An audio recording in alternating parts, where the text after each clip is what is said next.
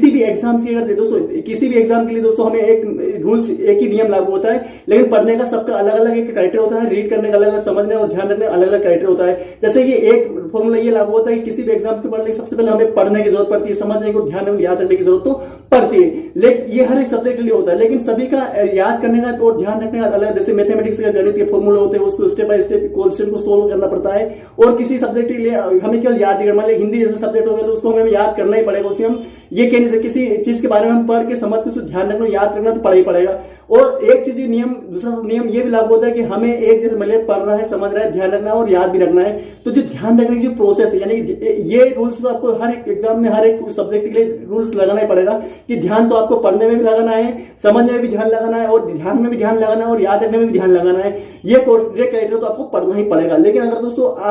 हम हर सब्जेक्ट को हम ये याद नहीं रख सकते, हम हर सब्जेक्ट को ध्यान पढ़ सकते हैं, समझ सकते हैं, ध्यान भी रख सकते हैं।